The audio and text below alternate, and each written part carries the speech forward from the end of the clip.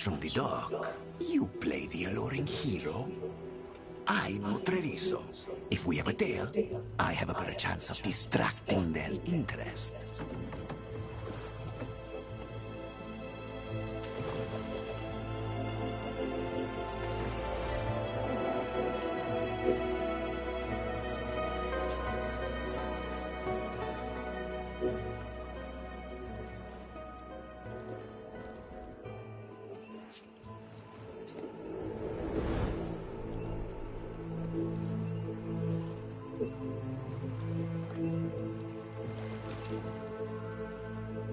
So how do we get in? You'll see.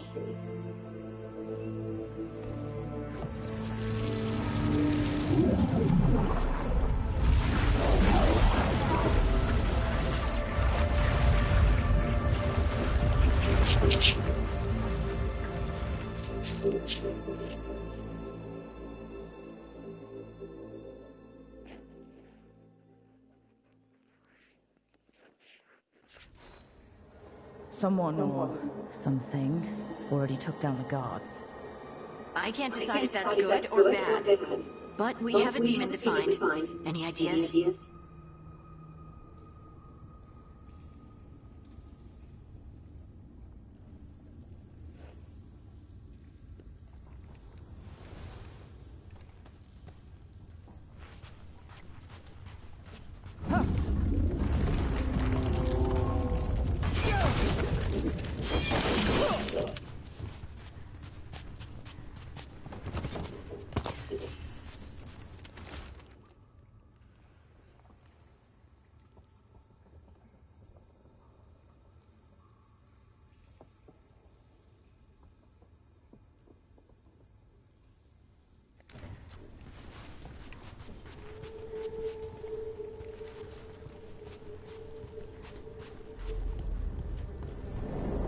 Look!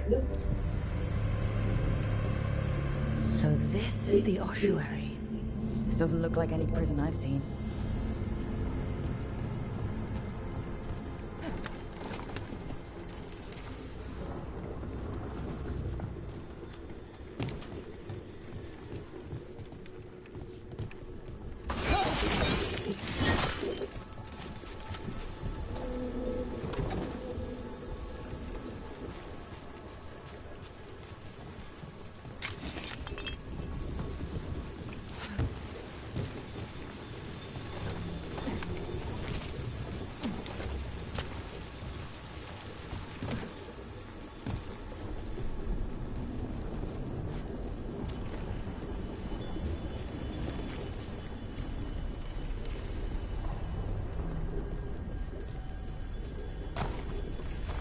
Well, we're not going that way.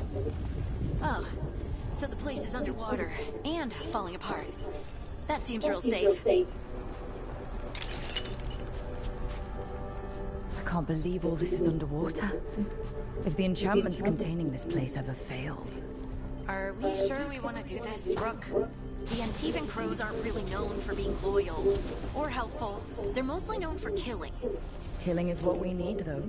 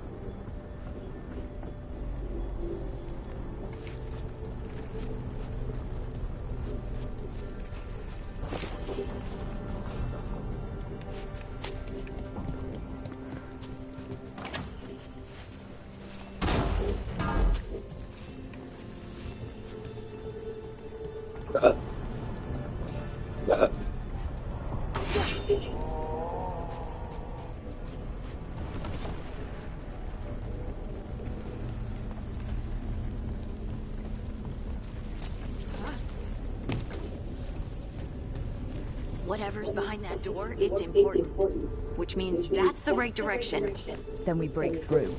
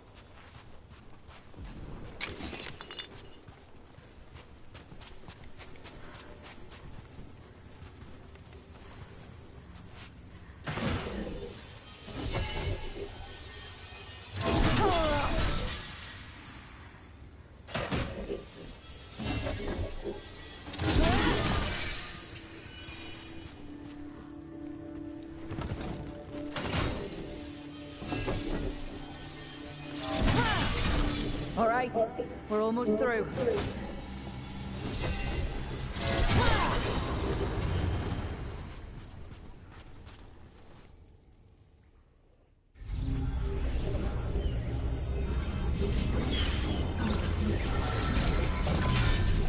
We don't have to fight. We're just here for Lucanus Delamont. Get ready. Rising Hail, Dragon of Mystery! Lucican, Dragon of Night! Hear your fateful call!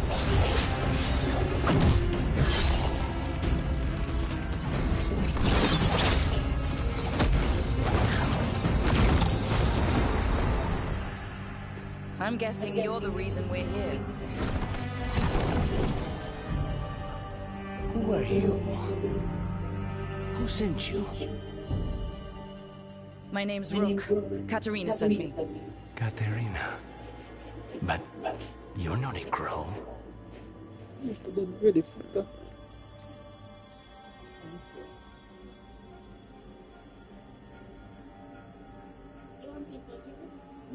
No, sir. Yeah, I'm too much.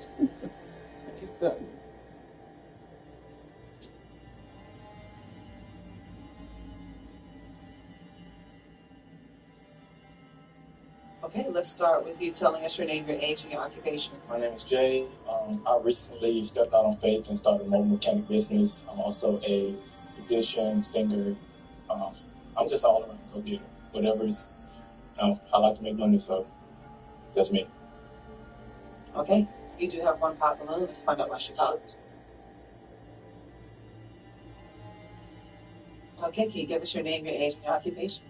My name is Jamila. I'm 38. I'm a CDL driver. Okay. Why did you pop your balloon, Jamila? I don't like your shoes. Hey, they're not for everybody. That's fine. Okay.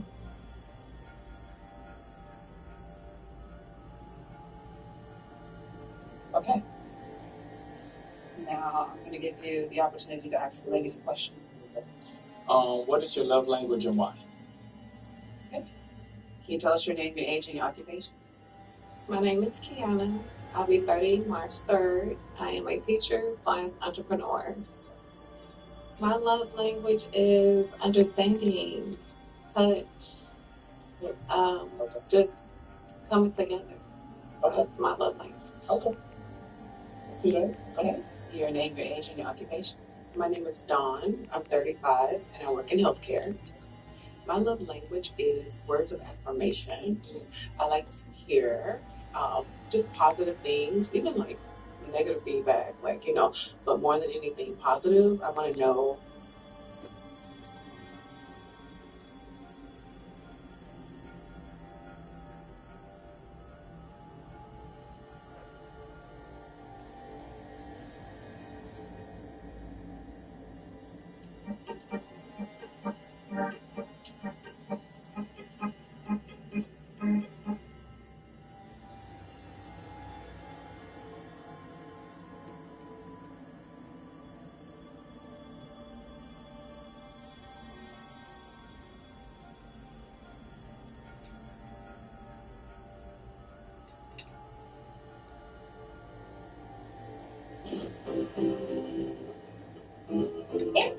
Multimassy, bringing you the latest topics in dancehall and reggae music.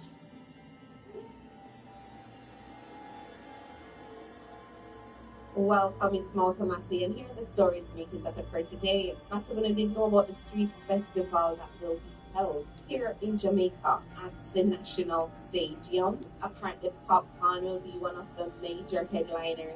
And guess what, Massive? The opening week tickets are already sold out. Can you believe that? For more information on this concert, check out Streets Festival IG page. So on Monday, March 3rd, Vybz Kartel announced his first U.S. live performance in more than 20 years. It's set to take place at Barclays Center in Brooklyn, New York on April 11th, 2025. Students of the time of Vybz Kartel, I represent Barclays, 11th of April, Vybz Kartel in concert. Remember, you have to be there. One from 90s, Machiavelli, make you know what the other 90s, what is Santa knows. So the pre-sale for the conference begins Tuesday, March 4th, 10 a.m. ET, with general public tickets going on sale Thursday, March 6th at 10 a.m. Yo, this is a big deal, but you want to know what a bigger deal? The price is to attend this concert. So for floor one ticket is going for $1,766.16. Another one is for $1,793.88. Of course, there must be cheaper tickets, but oh my God, these prices are mind.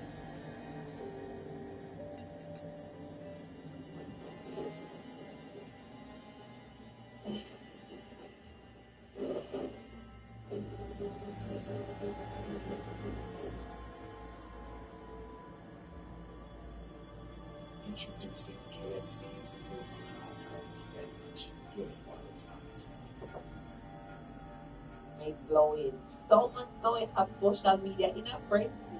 One person said, Vybz Kartel, your fat ass face, you wilding with the concert tickets on. Laugh my ass off. Watch party it is. Somebody else said 2 bands for Vybz Kartel tickets. You said that you go back to jail. Calling Ice the Barclays soon as Vybz touch.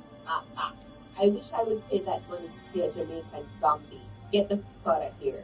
All Vybz Kartel can kiss my ass, not paying $600 for you. Vybz Kartel done lost his effing mind with these prices. Not Vybz Kartel tickets is going for $1,200. I see you in Jamaica. Vybz Kartel really trying to get 13 years of jail commissary out of us with them prices. There was really 19,000 people ahead of me for tickets. I don't even want him coming to my ramping shop. I just love his music. Nobody, me, in East New York trying to watch the Vybz Kartel concert in the Barclays Center because who that price for? Nah, chill the F out. Y'all can relax. As you can see, 19,197 people there ahead of this person. So that goes to show a lot of people line up to go to concert regardless of the price tag. But anyways, they want to think about this, and you can know in the comment section below. Dancehall entertainer Squash appears to have stumbled into an ongoing federal Bureau of Investigation (FBI) probe before his firearm arrest in Florida last month. Nationwide News has seen a copy of Squash's arrest report where he and another man were picked up by police after the entertainer was allegedly seen taking possession of a firearm. They say the artist in his life. Dancehall entertainer Andre Maurice Whittaker, known to most of us as Squash, appears to be living proof for the while on February 24th, Squash was arrested in Miami, Florida, and charged with possession of a firearm and carrying a concealed weapon without a permit. Nationwide can now reveal the details of Squash's arrest. Reports are at 10:58 that Monday night, Squash was stopped by police in the 100 block of 41st Street in Miami Beach for a traffic violation. The entertainer, the man identified as 24-year-old Sedan George Prescott, were signaled to pull over their gray Mercedes-Benz car. The police say while approaching the car, Squash, who was the passenger, was observed reaching for his waistband and placing a black object in the glove box. According to detectives, Prescott was driving with a suspended license. When questioned, he said there were no weapons in the car and consented to a search. The police say they immediately went into the passenger side glove box and a gun was found. The gun, a Glock 19, was modified with an engaged switch plate designed to make the weapon fire automatically. The modification turned the gun into what is popularly referred to as a chip Glock. The police say the gun fits perfectly into a holster found on Squash's waist. A further search of the car revealed a Glock 35 40 caliber gun with an extended magazine under the driver's seat. The police say that gun was not securely fastened and readily accessible for immediate use. The police also found 3 loaded magazines, one in the driver's side door, one in the center console, and one in the trunk. Both men were arrested and charged. The police know that Squash does not have a legal status in the United States and is already before the court awaiting a separate immigration hearing. For the traffic stop, Squash was not in the wrong place at the wrong time. According to the arrest report, Squash was seen by an FBI agent being handed what's believed to be the same Glock pistol found in the car by a person that was under FBI observation. The FBI then called local police, who went on to arrest Squash and Prescott. It's unclear if Squash remains in custody. According to court files, the entertainer paid a $2,500 bond on Monday. However, there is no indication the bond negates the immigration hold that's placed on the St. James native. He returns to court on March 26 at 9:15 a.m. William Chill for Nationwide News.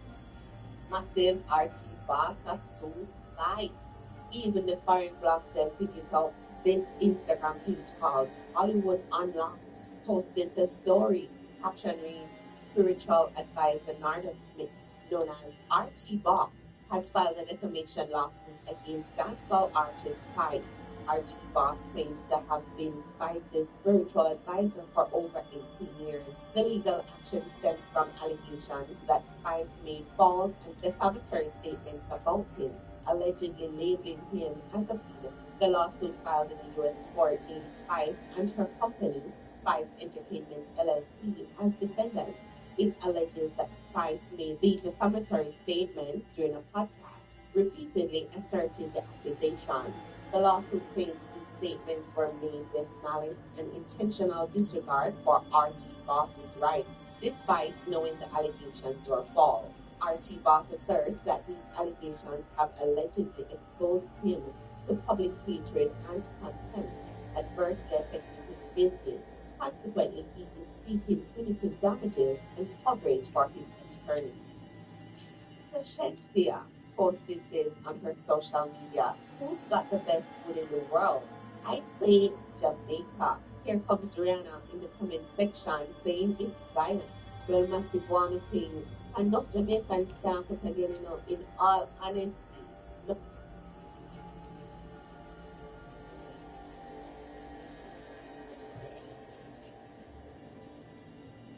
No Jamaican restaurants need to lock down when they don't taste good. But big up this one restaurant that I went to the other day when I was in Carrington. I think it's in Lionel Town, not too far from the police station. Yeah, man, the food nice home cooked Jamaican meal. Unfortunately, I didn't get the name of the restaurant, but we just want to big up on myself. Reggae artist Nige Boy has donated $500,000 to Salvation Army School for the blind and visually impaired children in Kingston. Nige, you have one great one because yourself a massive on supporting his music. Leon Bailey sponsors Adults Mental Hospital in Jamaica. Today is an exciting day, not just for the staff, not just for Jamaicans at large, but for our clients that we serve. We have over 300, almost 400 social cases here. Persons who have been here for decades. Some that have been here for 50, 16 years, and this is where they call home. And we are who they call family. And so having this kind of space supported by the technology, which will allow us to bridge that gap so persons can communicate with them. Prospective employers can see the residents or the client's state of readiness and determine whether they want them a part of their work family. This is really a great accomplishment for the Bellevue Hospital, and we're just so very, very grateful to our sponsors that have made it possible. Ball started to roll with Leon Bailey. Leon Bailey called us up and said, listen, we want to come on board last year to support you in any way we possibly can. And we just don't want to have a one-day support. We want to get into a real relationship that lasts for years. And so they came on board. They made the first donation last year, and we started. Then later on, the Bounty Killer Foundation came on board, and then Thompson came on board. So these are three major sponsors. And as you heard today, Leon Bailey committed on another $500,000 to this initiative. So we'll be doing a lot more because we have a big space. So we'll be creating a space that is conducive to playing, probably playing some netball, whatever we possibly can. So come also on the 13th, he'll be in Jamaica, and the space will be dedicated to him. So it will be named in his honor. So he'll be here for that dedication. I want to take this time out to big up Leon Bailey for that. Yo, this news, Manili Ball, so I'm happy. Big up yourself, Leon Bailey. Leon Bailey said, and I quote, I really love my country. I like to be a part of this program. I am really appreciative of this. I wish you all the best, and I will try to do the best that I can and be an ambassador as best as I can. So Bounty Killer reposted that, and she captioned it, salute to Leon Bailey and all the others on this generous effort. Uno go run with that now, because as something negative happens, uno blog about it, because Leon yearly kids treating Catawba gets little highlights, but blessing goes out to all the caregivers, humanitarians, and philanthropists. God mercy is your reward. And then tag Bellevue Hospital. Wanna love these captions. So that's it for today, Massive Montana. Big up on a nice clean cell. No.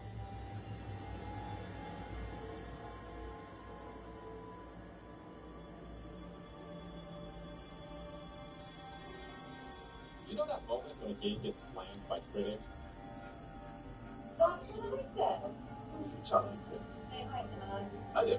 Gemini, give me some nicknames. I need help, Gemini. No problem. You can try using Greek yogurt instead. Wow, that's actually like good for help.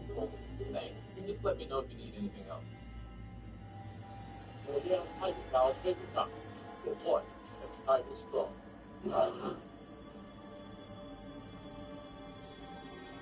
You know that moment when a game gets slammed by critics and you're left wondering if it's even worth your time? Well, sometimes the reviews don't tell the whole story, and beneath those low scores and harsh headlines might be a hidden gem just waiting to surprise you. Today, I'll be showing you 15 incredible games that got unfairly trashed by reviews. Let's kick things off with Biomutant. Let me just say, Biomutant has this energy that's hard to describe. You know how most post-apocalyptic games go for dark, gritty, and borderline depressing? Not this one. It's like someone looked at a watercolor painting, cranked the saturation, and threw in martial arts and mutant raccoons. I mean, first impressions here are wild. You're this genetically modified, kung fu kicking critter wandering a massive open world that feels almost like a storybook came to life. Now, here's the thing with Biomutant. The ambition is insane, almost overwhelming. There's this sprawling world with big moral decisions about whether to save or restart existence, factions to align with, and dozens of mechanics piling on top of each other. That freedom is both its greatest strength and possibly its biggest flaw. Critics didn't really vibe with how the systems felt disconnected. The combat, for instance. It's got this flashy kung fu gunplay mashup going on, but after a while, it starts feeling like you've done it all. And then there's the narrator, this ever-present voice walking you through everything. At first, it's whimsical and kind of charming, but after hours of play, it's more like you want to meet the guy so you can enjoy the weirdness and peace. Still, the visual style alone makes it worth exploring. It's colorful, bizarre, and packed with these little environmental details that make you want to stop and just soak it in. Plus, that crafting system, it's a playground for creativity. Slap together a sword with duct tape and gears, or craft some bonker's weapon that makes no sense yet somehow works. Biomutant isn't perfect, it's jagged and experimental, but that unevenness gives it an identity and heart that's hard to ignore.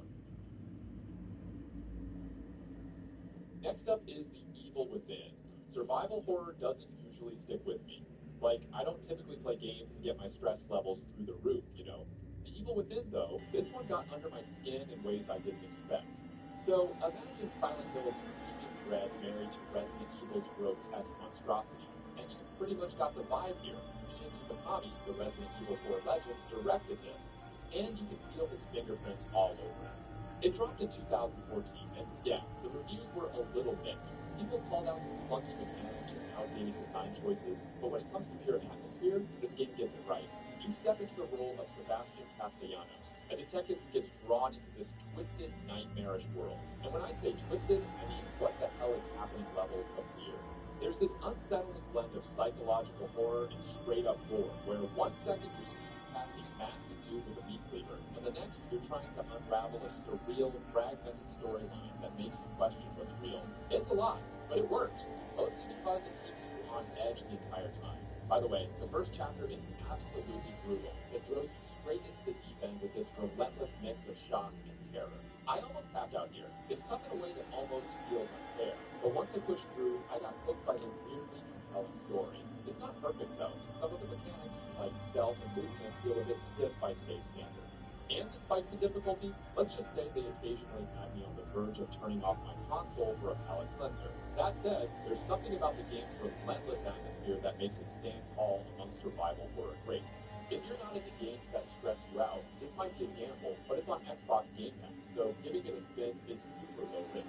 Unfortunately, if you're on PlayStation, this game just left the PS Plus a few months ago.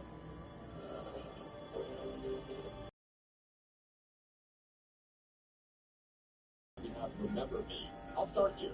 Remember Me deserved better when it first dropped in 2013. This was Don Knotts Entertainment's debut project before they hit it big with Life is Strange. And looking back, the ambition they had was kind of incredible. Picture this, a dystopian Neo Paris where memories are currency, technology has spiraled out of control, and you, Nealon, are a memory hunter trying to take down the system. Already it sounds ripping, right? And visually, the world is stunning. Sharp neon signs lighting up derelict neighborhoods, sleek sci-fi architecture clashing with gritty back alleys. It's a cyberpunk dream filtered through a distinctly European lens. Now, the gameplay's got some hits and misses. Let's talk memory remixing, the mechanic that makes this game stand out. You dive into someone's mind and tinker with their memories to change how they perceive the past. It's clever, almost like solving an interactive puzzle inside someone's head. The only downside is that there's not enough of it. The few remix sequences are so inventive that you'll find yourself wanting more, and those moments almost overshadow the rest of the game. Combat, on the other hand, tries to offer depth with a customizable combo system. You can tweak your attacks to heal you, increase damage, or speed up cooldowns under special powers. Cool in theory, but it starts to drag. Encounters can feel repetitive, and the let's throw in all the enemies at once approach makes it obvious where the cracks are. Movement and platforming is straightforward. You've got some hardcore, but don't expect anything on Uncharted's level. The story is where Remember Me finds its rhythm. Dylan is a compelling lead, and the narrative digs into some heavy themes. Memory, identity, control, all wrapped in a solid cyberpunk package. It's frustrating though, because even with such a smart setting and concept, the game feels like it's just scratching the surface of what it could have been. Still, it's one of those experiences that sticks with you. If you love creative worlds and bold ideas, this game might remind you why you started gaming in the first place. Loser, you there? I want to check up on you. Up next, we have Days Gone. When this hit in 2019, critics, well, they kind of gave it a cold shoulder. You probably heard the usual gripes, repetitive missions, technical hiccups, an open world that felt a little barren. And yeah, it didn't help that it dropped in a year stacked with heavy hitters like Sekiro and Resident Evil 2. It just didn't seem to leave much of a mark at first. But you know what's funny? Players slowly turned this one into a cult classic, like it was some secret worth sharing years later. They connected with it in ways critics maybe didn't. And our protagonist might seem like your average angry biker archetype, but stick with the game, and you'll start seeing these cracks in his tough guy facade, his grief, his resolve, his love for Sarah. It gives the game a surprising amount of heart. And his bromance with Boozer, that alone could carry a Netflix miniseries. Then you've got these massive creature hordes, which to me are where the game says, alright, let me show you what I'm working with. Imagine hundreds of zombies pouring at you like liquid death while you're frantically setting traps and molotoving for your life. It's not just about killing them, it's about surviving them. which is such a rush. And I've got to shout out the bike. It's not just your ride, it's your lifeline. You're upgrading it, fueling it, making sure it handles like a dream. Cruising around the Pacific Northwest on this thing with its gorgeous sunsets and dynamic weather is low-key one of the best parts to game. Sure, it's a slow burn, but that's kind of the point. Days Gone doesn't immediately slap you. It gets under your skin until suddenly you can't stop playing. It's patched up now, runs beautifully on PC, and feels like it finally got its chance to shine. Not bad for a game that critics tried to bury.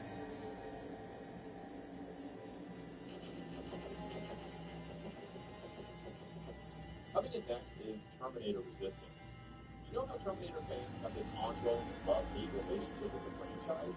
Well, Terminator Resistance came along right after Dark Fate, and it didn't exactly scream hope. No tie-ins, no AAA hype, and let's be real, most licensed games don't have the best track record. Critics were not kind. On the surface, it's easy to see why. Muddy visuals that felt a generation behind, gameplay mechanics that lacked polish, and a vibe that screamed mid-budget passion project. A lot of them wrote it off as just another soulless use of the Terminator name, slapped on some abysmal review scores. The PS4 version hit a brutal 4.6 user score at launch, though weirdly enough, the PC release got a bit more wiggle room with a 60 Metascore. But here's the thing, fans started playing it and realizing this isn't that bad. In fact, for some, it was actually fun. The Steam reviews tell a different story altogether. 13,000 plus very positive ratings now, and people are calling it surprisingly good. Maybe the timing helped. After so many bad movies, and let's be honest, Dark Fate didn't do much to help, the bar for Terminator games was basically underground. Instead of chasing blockbuster ambitions, Resistance just focused on being functional and competent. It captured the gloomy, machine overrun tone of the franchise and gave fans exactly what they were craving. A story that fits the Terminator lore, some basic stealth shooter action, and, crucially, a sense of nostalgia. So, yeah, the clunkiness is still baked into its DNA, but if you're a long-suffering Terminator fan just wanting something that respects the world a little, this might be the sleeper hit nobody saw coming. It probably never deserved the brutality of those early reviews anyway.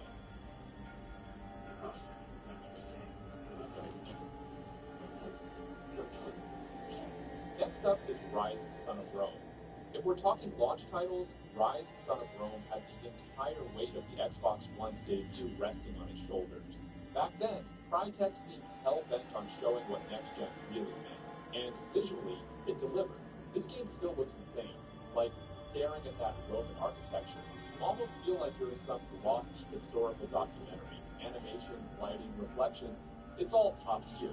Though, surprised to hear that Crytek initially planned for Rise to be a Kinect game. Yup, motion-controlled sword-swinging and shield blocking. Imagine that. Thankfully, they pivoted, and we got this bloody revenge tale about Marius Titus instead. Now, let's talk about the combat. Critics went hard on it, calling it shallow, repetitive, even too cinematic. A lot of it boils down to simple hack-and-slash combos sprinkled with quick-time executions. Admittedly, not the deepest gameplay loop. But here's the wild part. Over time, people came around. What initially felt like a limitation now feels intentional. Like, the simple combat lets you focus on the jaw-dropping spectacle and the unfolding drama rather than fumbling with combos. And the story. Man's family gets wiped out, he climbs the ranks, and seeks revenge. It's straightforward, sure, but I'd argue there's a certain charm in how unapologetically epic it feels. As short-lived as its campaign might be, Rise is at its best when you're soaking in the sheer theatricality of it all. Whether you're marching with an army, storming a beach, or impaling barbarians in the battlefield, it nails that larger-than-life Roman vibe perfectly. Honestly, it's less about what it lacks, and more about appreciating what works. Kind of like watching a flashy historical epic where you don't have to suffer through bad monologues. So if you've got a few hours to kill, Rise might surprise you. It's not the masterpiece Crytek wanted it to be, but as a slice of ancient Rome wrapped with next-gen polish, there's still plenty worth admiring.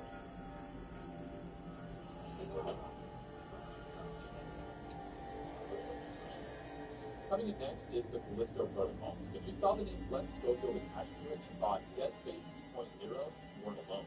Glenn basically is one of the minds behind Dead Space, so there was this huge wave of expectation the second the game was announced. And man, when it dropped in December 2022, anticipation was sky high. But reception? All over the map. You play play Jacob Lee, a dude who gets chucked into a creepy prison on one of Jupiter's moons. And surprise, surprise, it turns into a gore-drenched nightmare when something called the biophages take over. The stakes are the classic survival horror. But here's where the mixed bag comes in. First, atmosphere. Nailed it. Like visually, this game is a chef's kiss.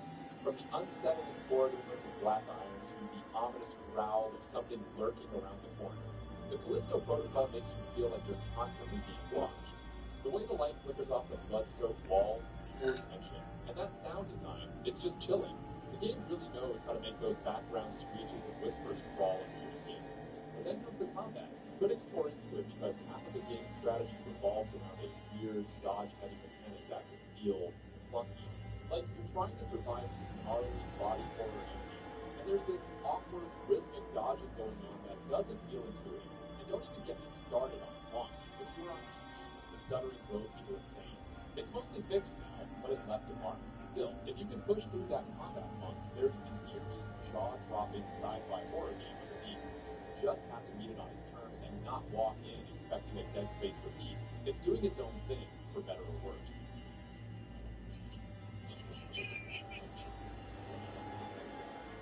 Next on the list, we have Spec Ops: The Line. You know this game, right? Or maybe you don't, because when it came out in 2012, a lot of people thought it was just another military shooter, like one of those dime a dozen third-person cover games. And yeah, on the surface, it kind of is. Straightforward mechanics, firefights, and money. It doesn't exactly reinvent the wheel gameplay-wise. Critics were lukewarm, calling it competently made, but nothing special. I praise, huh? But then you start peeling back the layers, and suddenly this unassuming shooter starts getting on levels that most games wouldn't dare to touch. You play as Captain Martin Walker. You and your squad are sent into a sand-swallowed Dubai to watch the innocent turning. Sounds boilerplate, except it's not. Something about this game digs into you. The deeper you go, the more the story refuses to let you stay comfortable. It's ugly, psychological, incredibly flawed. Kind of like Walker himself by the end of it. Inspired by Conrad's Heart of Darkness, the game builds itself around moral ambiguity and the mental toll of war. Those choices players love so much.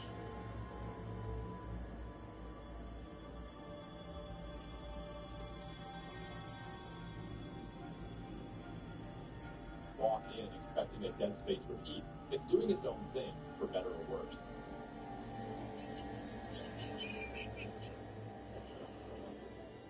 Next on the list, we have Spec Ops: The Line.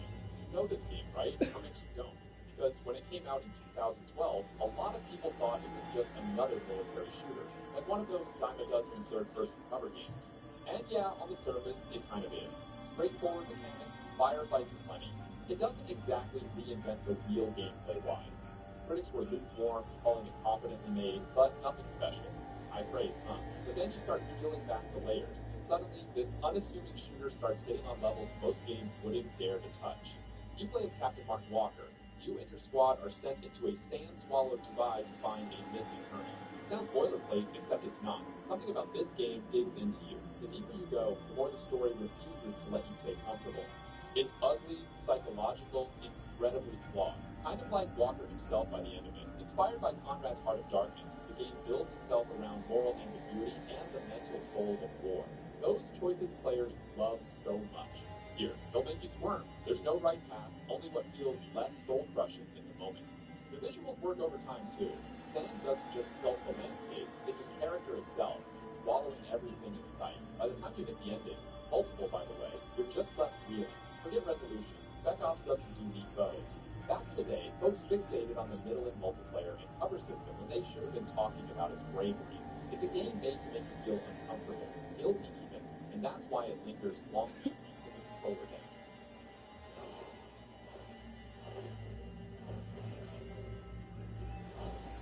Next up, we have Watch Dogs. You know, Watch Dogs was supposed to be the game that redefined open-world storytelling, hacking mechanics, and visuals for a new generation. Ubisoft rolled out the red carpet, promised the world, and set expectations to sky-high levels with that jaw-dropping E3 2012 reveal. And let's face it, even today, that trailer still looks stunning. But when the game finally launched in 2014, it was like watching a balloon slowly deflate. The infamous graphical downgrade took center stage. The rain-soaked, neon-lit streets of Chicago we were promised had turned into something fine, but nowhere close to revolutionary. That visual disparity arguably overshadowed everything. For many players, it felt like a bait and switch. And then there's Aiden Pierce. I mean, the idea of a hacker vigilante seeking revenge sounds promising, sure. The problem was Aiden himself, emotionally flat, perpetually grim, and just kind of there. It was hard to connect with his personal vendetta when he brought about as much energy as an unplugged router. The story leaned heavily into its serious tone, which might have worked better if Ubisoft hadn't baked in this chaotic, almost playful hacking system. The dissonance between those elements threw a lot of people off. But stepping back now, Watch Dogs has aged more gracefully than you'd expect. The hacking mechanics is still impressive. Flipping traffic lights to cause a car chase pileup or manipulating cameras to stealth your way through enemy zones feels fresh even today. And modern patches have cleaned it up graphically, making that open-world Chicago, while maybe not on GTA's personality level, a lively, interactive playground. If you skipped it because of all the noise back in 2014, give it another shot. It's a fascinating, flawed start to a franchise that eventually found its stride.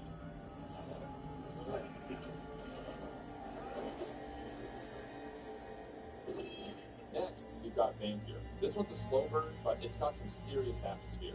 Vampire feels like stepping into a gothic novel you didn't know you needed in your life. It's 1918 London, post-World War I, with the Spanish flu taking out half the city. You play as Dr. Jonathan Reed, a war veteran turned vampire, and straight away the game puts you into this constant moral tension.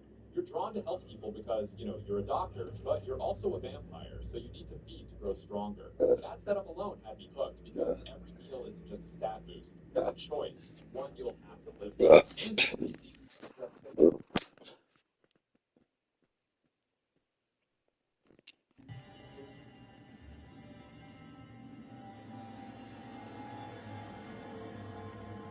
And I'm breaking you out of here. But what are you? Rook. He's possessed by a demon. It's complicated. Katarina promised us a mage killer if we broke you out of here. I can still work. Good. Because I'm pretty sure more Venatori are on their way. We have to get moving. They have a vial of my blood. They can use it to control me. I cannot leave it in their hands. And I had a contract when I was captured. One of my targets is here, Caliban. Crows don't break contracts.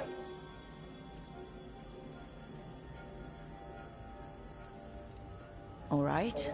We'll help. But in return, I want help killing some things. I'll owe you. I'm sure we'll owe each other before this is all over. Let's go.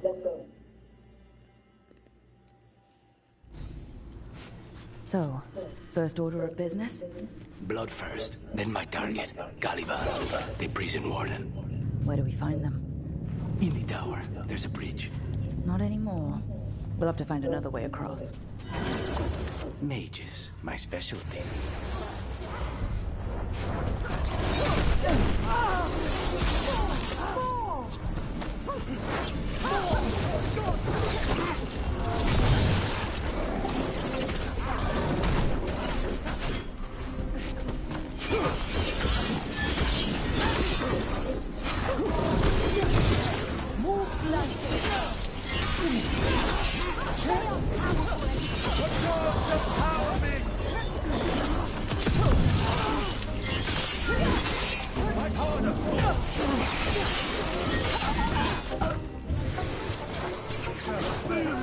All right. One of them has a key. This is a big place. Where would they keep vials of blood? Caliban keeps it under guard. Blood is the only thing that can bind a demon. If they lose it... Then it's chaos.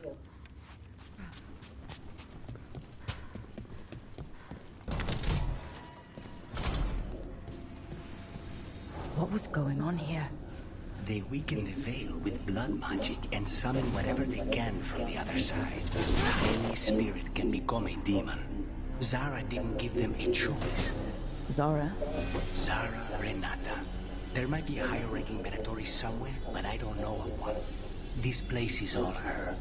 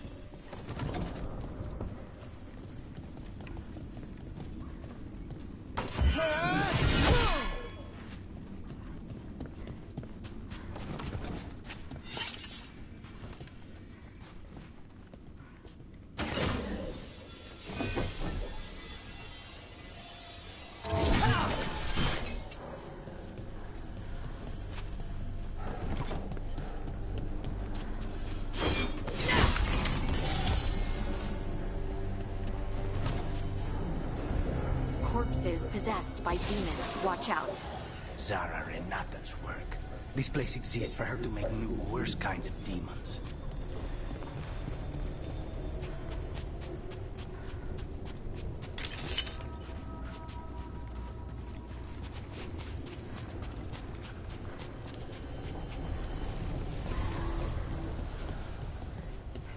Venatori ahead. Mine.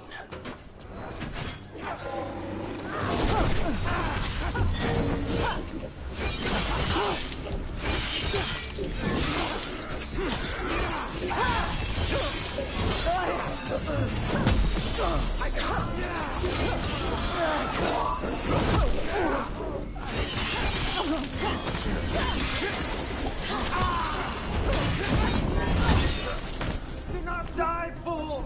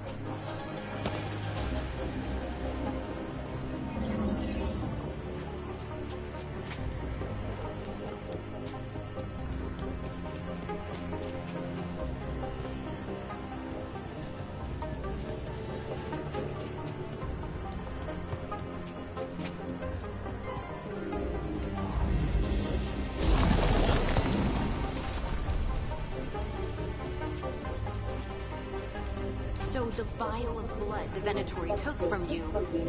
It's for blood magic, to control me, and the demon. Until it's gone, I cannot touch Caliban.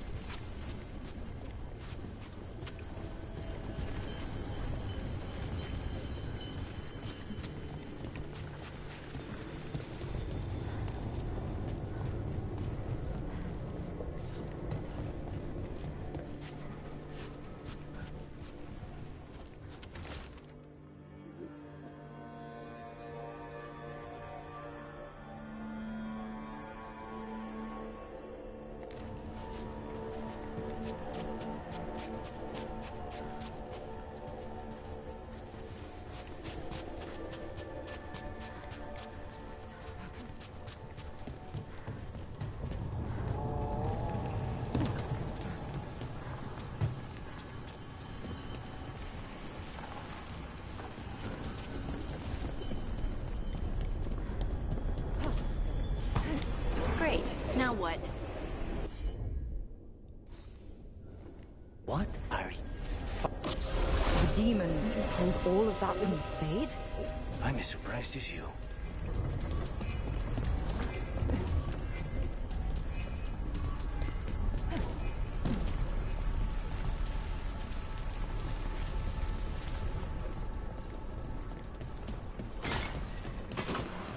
They're fighting? But the Venatori made all these monsters.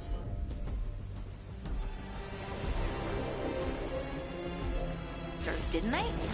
Blood mages, they never learn. Zara can summon all of the demons she wants, but they don't have to obey her.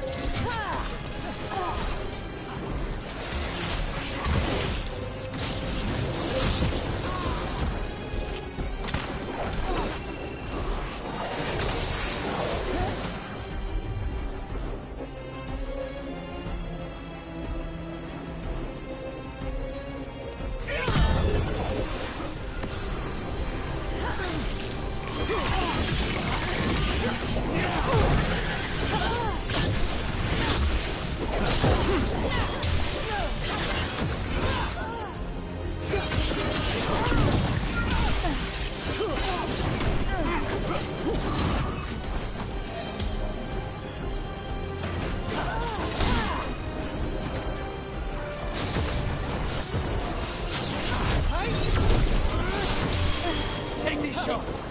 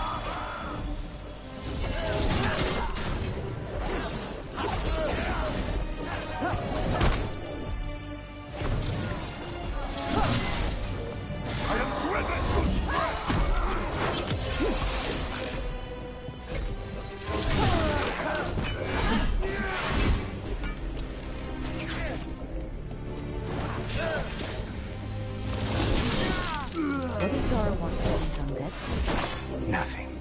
Those are the failures. If those are failures, what does success look like? She took the best results out a few days ago, but some of the things she created are still here.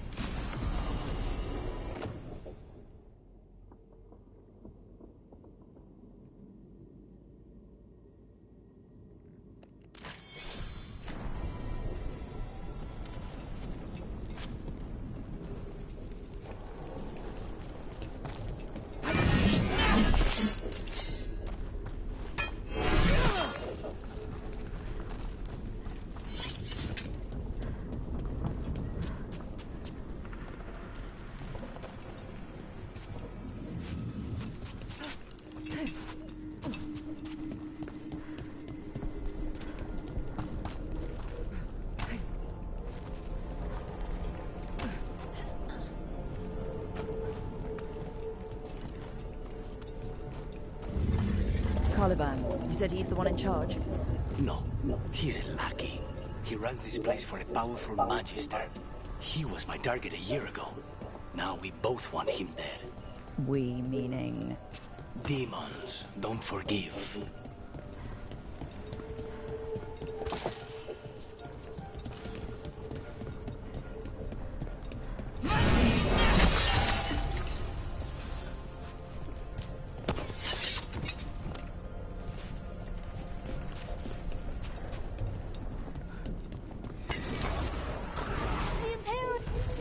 What kind of demons are these?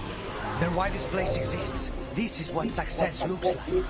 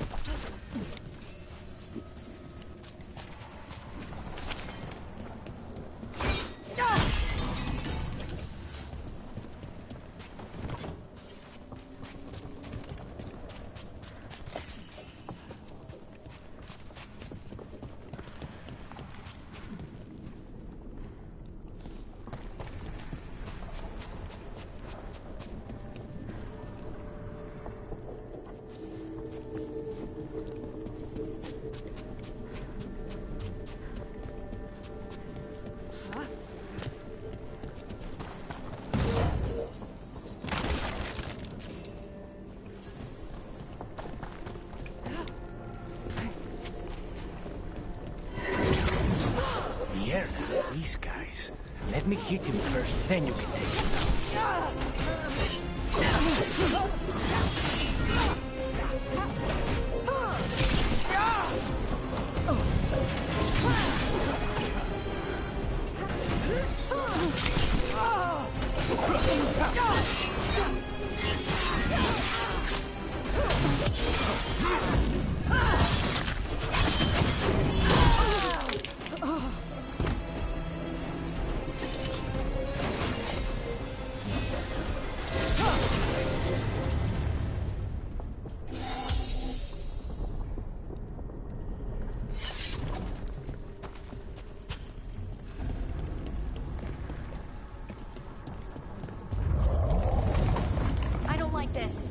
We may not have much time.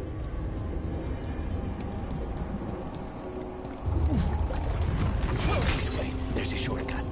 Lead the way.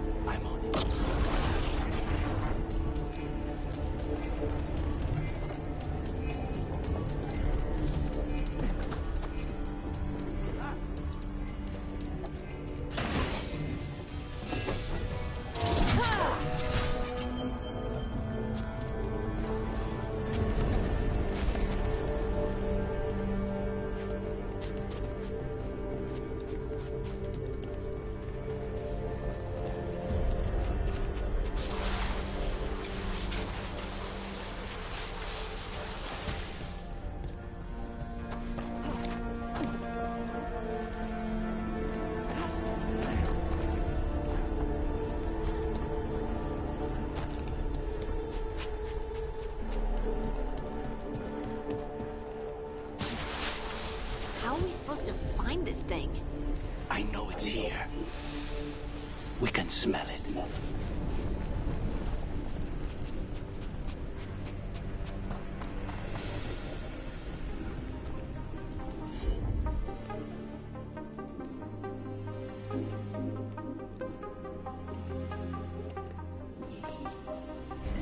That one, that one!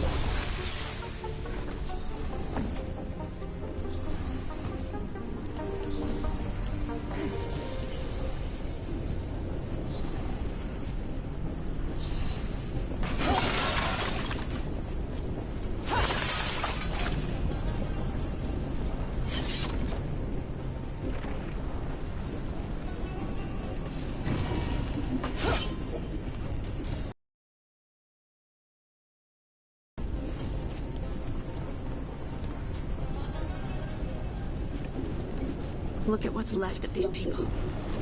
They were tortured. What a terrible way to die. Very few people survive Calivan's rehabilitation. You did.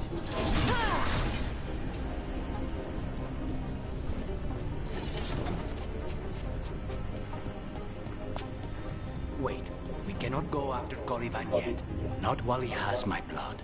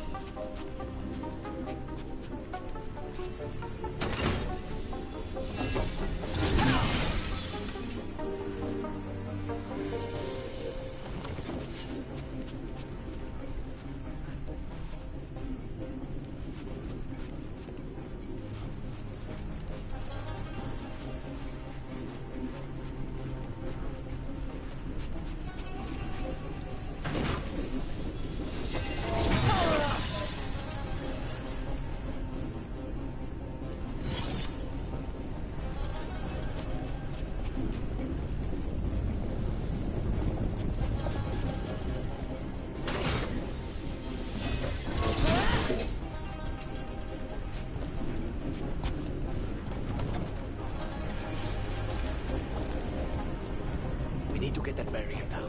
Find the crystals that power. All right.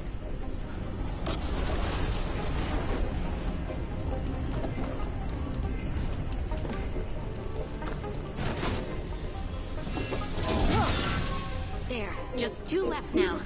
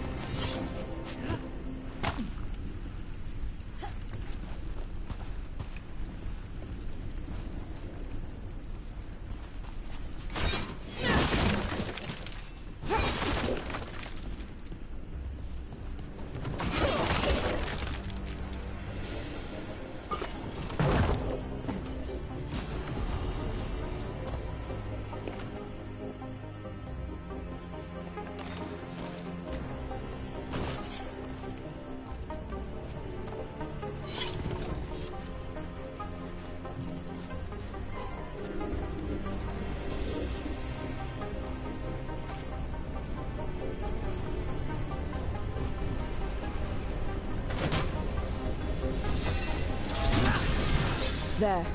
Just one crystal between us and the other side of that barrier. I'll have to.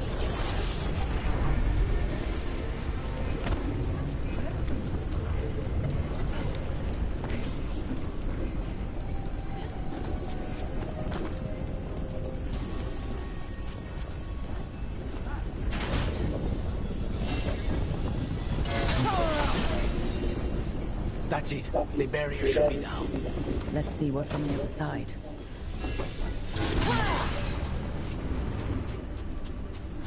When you said a vial of blood, I thought it would be small. There. That's the one. It has to be.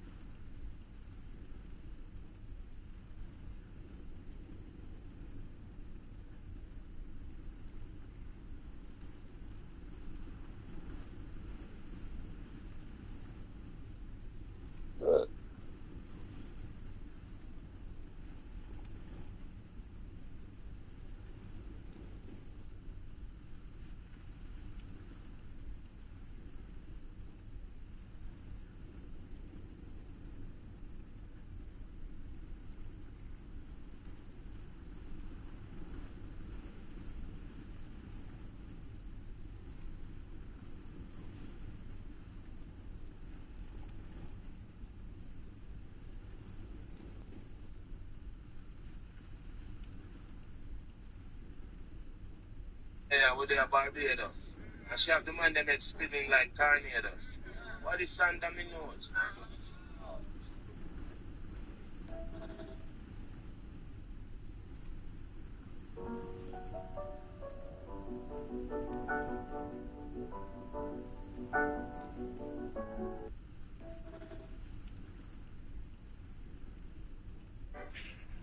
Put your motherfucking hands up. Girl in a bikini. Everybody got a red cup. In a the pool party. Oh, like a scene from a movie.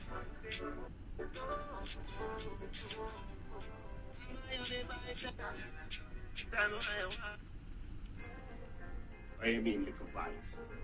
We in a street like a taxi one day. White line. Left side, right side. Sorry. Sky high. What is under my shoes? The clouds. Your rainbow. Morning where them there when we are great. When we are great. Gaza like a city, every nation, every street with them there when we are great.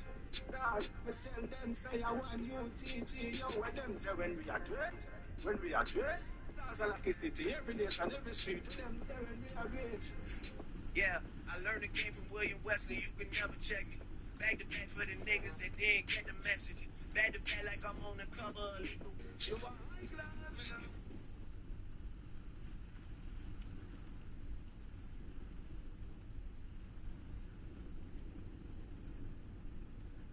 True love is hard to find. True love is hard.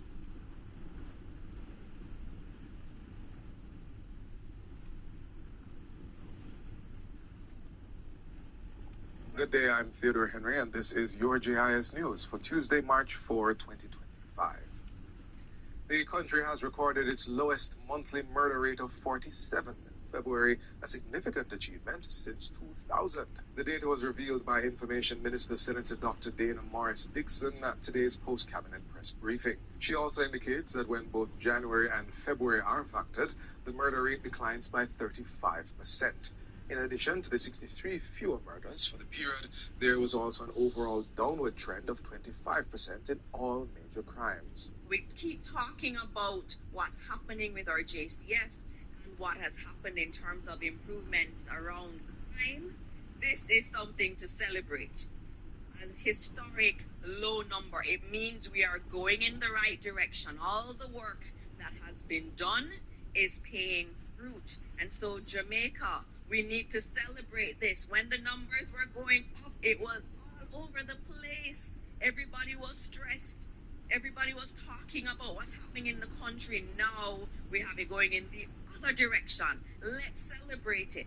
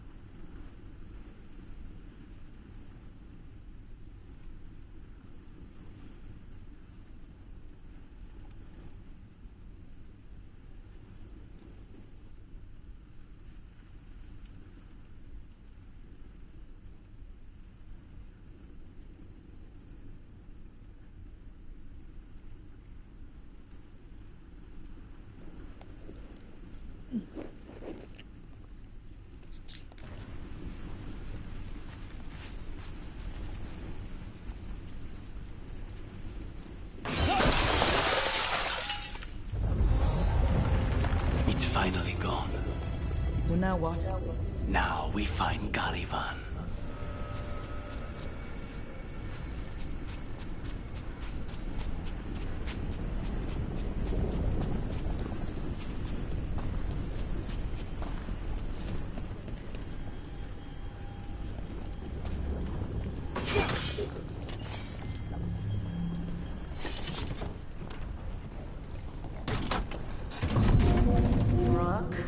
It's us against gods, Harding. I am right here, you know. It's fine. We can talk about something else. What's Katerina like? After so long in this pit, I barely remember.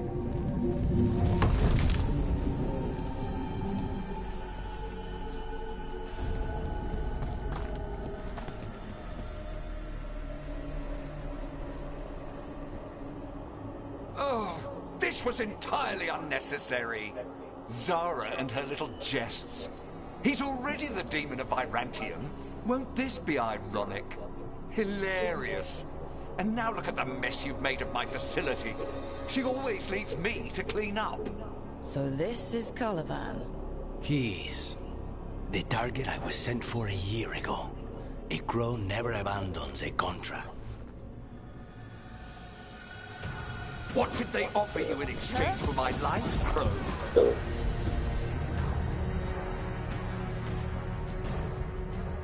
Was it worth it? Your turn. All yours. Oh, you brought ruffians with you. Were you lonely?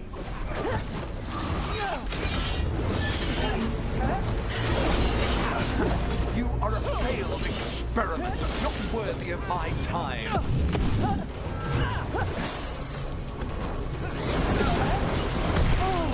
The ossuary is my domain. No one leaves here.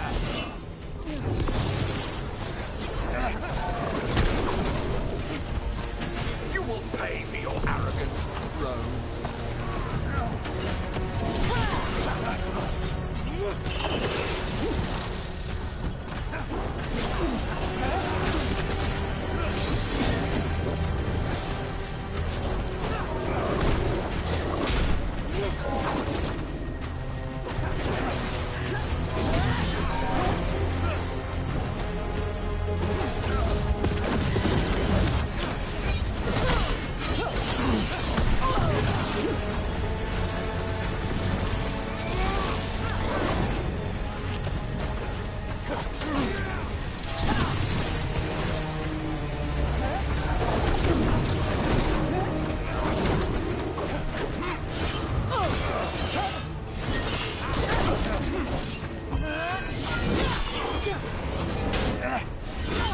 Nothing to the Venator.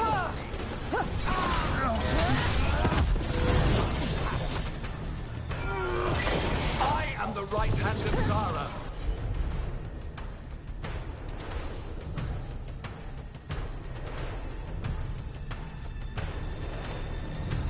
You will fall. Here you go.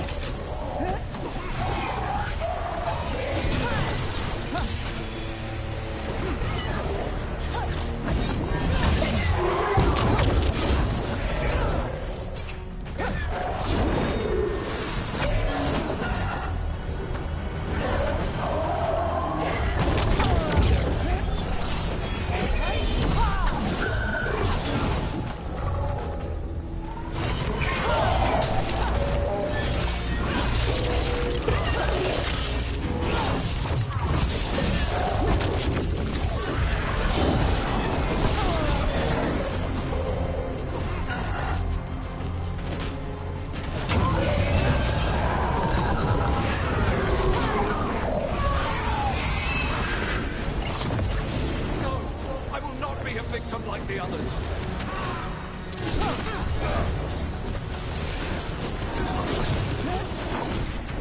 I refuse to fall.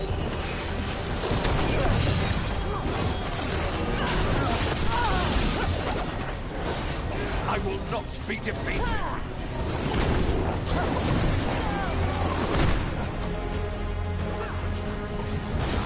I will have order.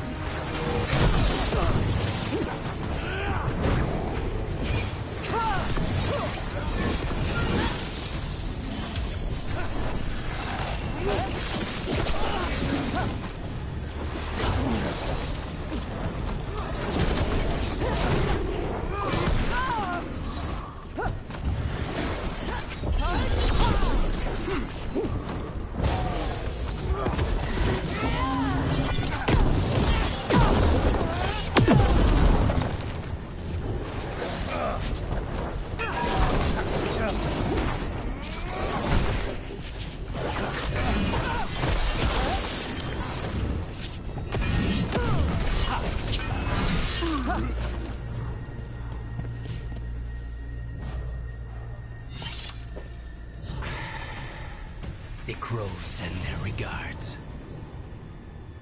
So we got your target? Yes. The job's done. Smells like blood. Ashes. Not done, not yet.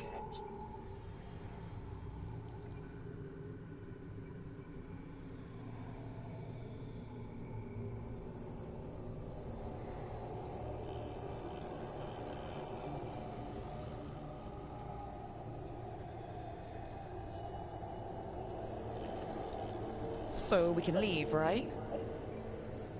Lucanus? Right? Careful. They know we're not right. You cannot see him. I wondered.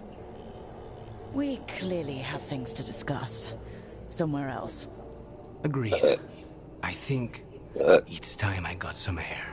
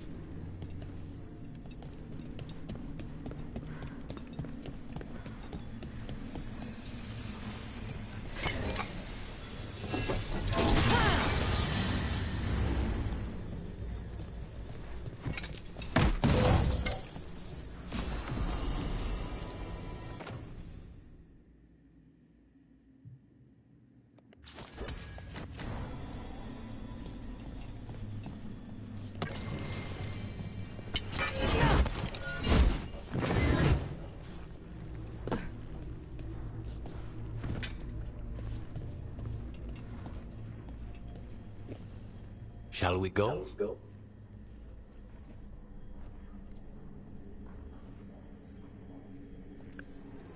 I'm ready to get out of this place.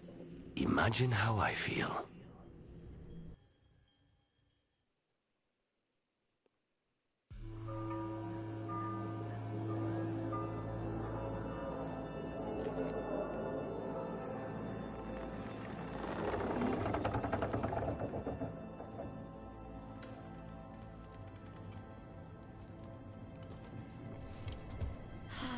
Make it. Lucanis, what happened here? A message from Zara Renata. I can't believe it. Zara? Her people got this close? The woman who runs the prison? The Venatori witch who captured me. Revenge for the breakout, maybe. Where's Katerina? She's... The Venatori caught her in the confusion. I get one of you back, only to lose the other.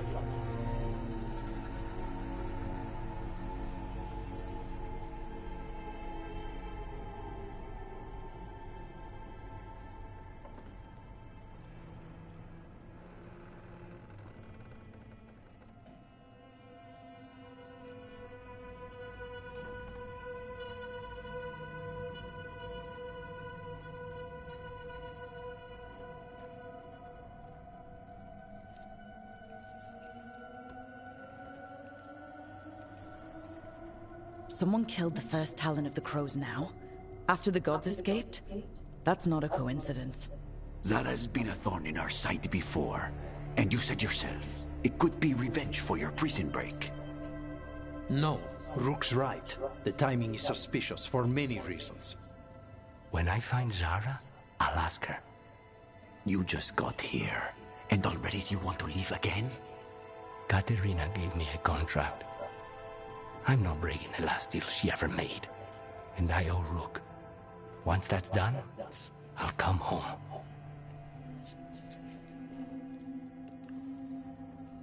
I'll return him in one piece. Thank you. Cousin, when you find Zara, I need to be there. We are under attack. Antam on one side and Venatori on the other. Forget revenge. We need you. No, Viago. Zara came for us here, in my house. She took Katerina from my house. You find her and cut her heart out, Lucanis. Vi and I will hold down the fort. I'll give her your regards, Thea. For Katerina.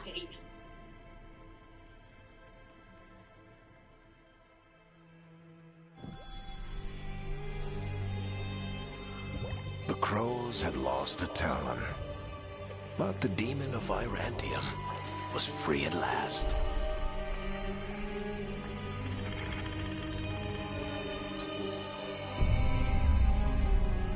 Sooner or later, debts new and old would come due.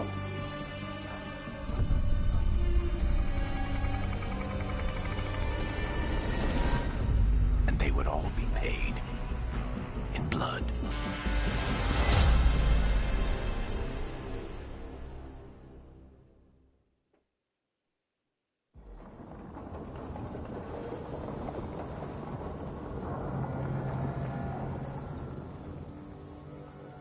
They're the same thing. Mostly, kind of. Except one will manipulate you, or kill you, or both. But how do you get rid of them? What's everyone talking about? Spite. The demon in Lucanus. When a person gets possessed, the demon usually takes control. And they turn into a monster. The spirit just molds them however they want. I've heard of abominations being cured by killing the demon in the Fade. That's not a sure bet, though. Well, there's one way, but it's, well... We'd have to, You'd have to kill me.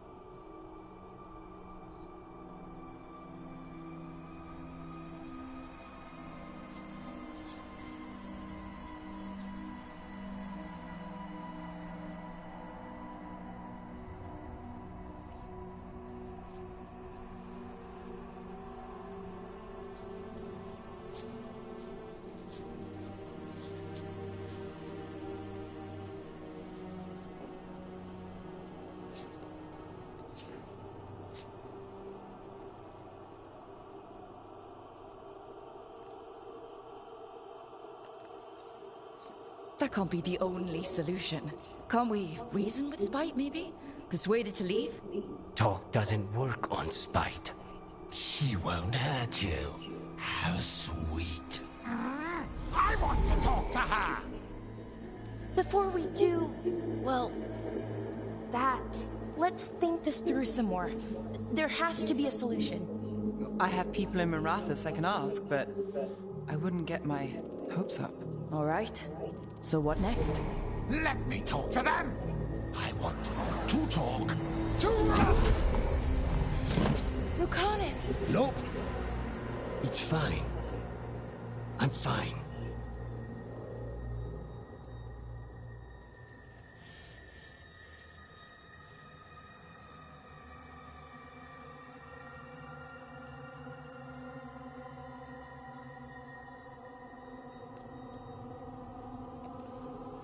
Don't pretend this is all right.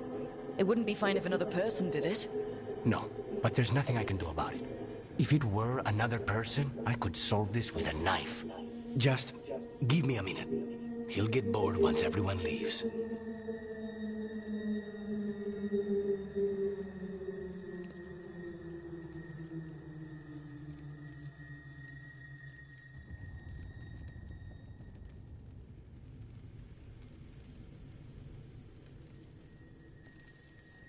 I don't like leaving you alone with the demon. You don't have to worry about me. Lucanus. Please.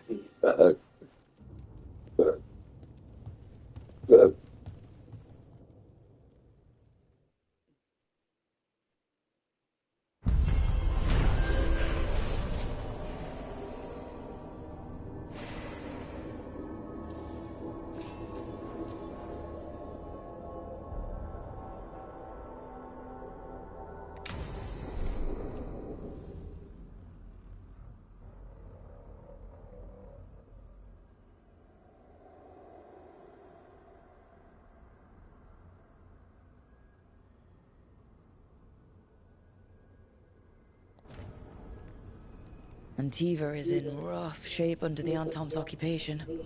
I should see how the crows are doing.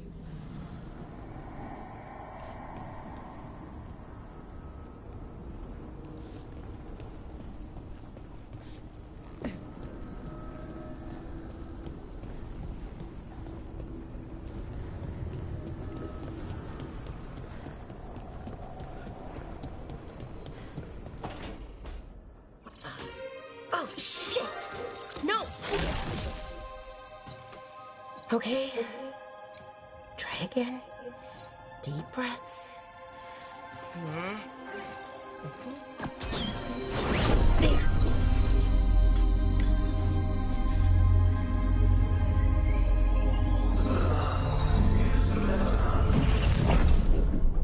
Oh, God, damn it! Oh no! Sorry. Just breaking things.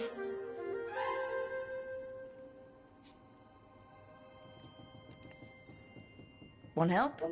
I could, I don't know, kick it or something? Oh, yes. Just be careful. Some things don't do well. If you break them, I mean. What kind of don't do well are we talking about? Oh, you know, reality tears, wild magical energy. Also, for some reason, bees. I don't know why. And I don't know why this won't work. Thought I'd figured it out. But it keeps breaking, and I can't get my thoughts to line up. You fixed the Illuvian, though. The Illuvian was easy. Once I replaced the resonance crystals, adjusted the lyrium lens, it worked fine. I mean, I had to realign the matrices, but it just worked. Not like this thing.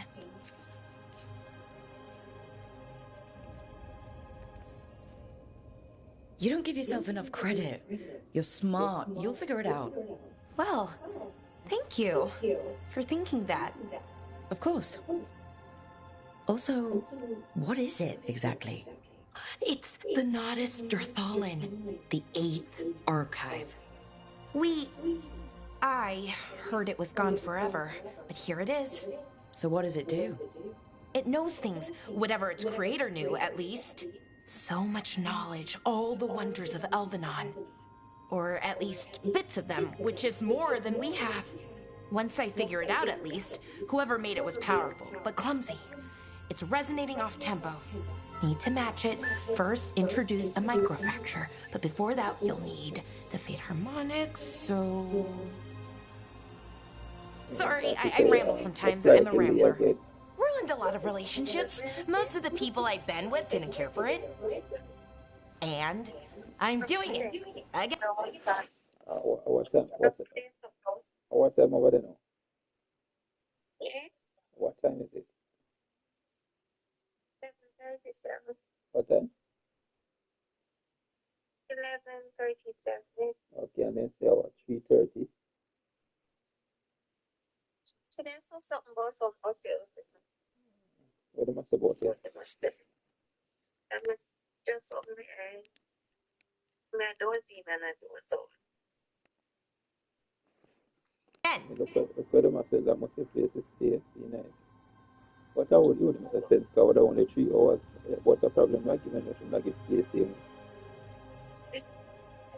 So I just live for weather conditions on an early flight. Because it had steady air runs or deep thunderstorms, snow, fog, low. I could listen to you ramble all day. Oh, well, same to you. Not that you ramble, you should talk more. I mean, you talk plenty. Just the right amount. Ideal talking. Okay. Anyway, the Nodus Dirthalin. I'll get back to it. Soon. But I think I need a break. Maybe take a nap and I can finish later.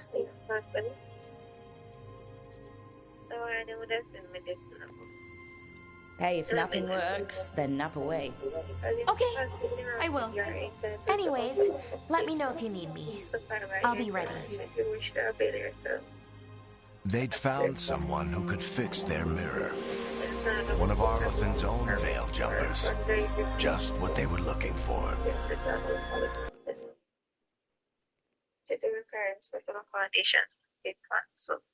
See an airport agent to make arrangement with their permission. You can communicate your requirements to the hotel.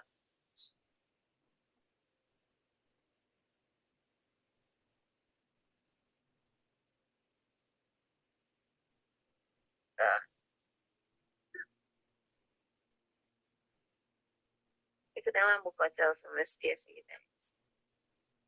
You know, like them ones will hear this right until. Yeah, you find out, go and find out what them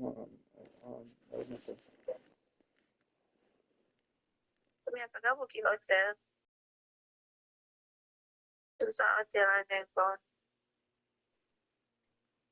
Or cancel it and go to an agent.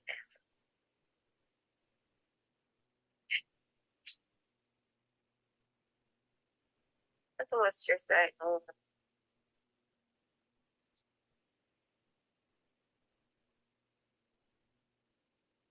To me, I didn't number to mess up and see if I see something. Yeah.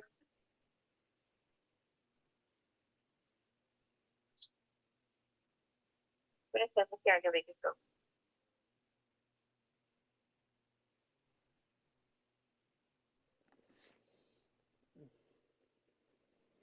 Some people come here go and drive. Just come here some when I can. Yeah, I wonder, must he see him flight? Alright, there's some minute there I charge my phone. I plugged it in. Maybe I just I wanted some bit there first. Maybe I just see him. Yeah,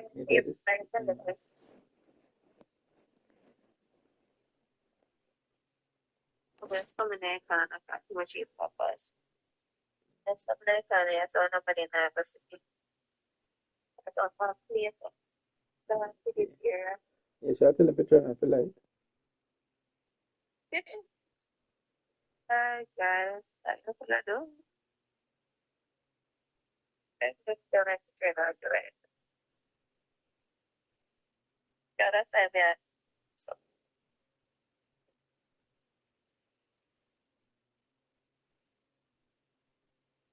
Nothing the hotel would make no sense. So if we go in at the hotel and come back. The only thing is that share to map out the further delays. Oh, that's true still. I don't know. And if the people already how far the flight supposed to come? Eh? Well, the flight is supposed to come. Where's it supposed to go? Which part? Yeah, Victoria. No, Vancouver. I'm not understanding a thing. I said what the other flight supposed to be what time? Other flight at 8:15. None of them are not going to report me there. If there's people on delay like that time, and I think that for 4 hours, I don't know what's over there. So a straight flight come over then.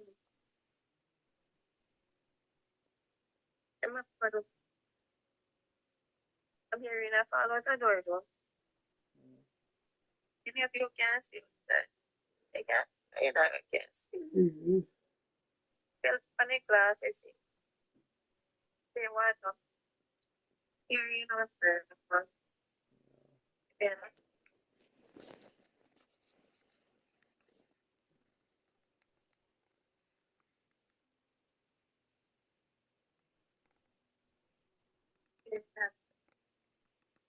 And Bellara had found something else. An artifact that held a wealth of lost knowledge. But a prize like that was going to attract more attention than they'd bargained for.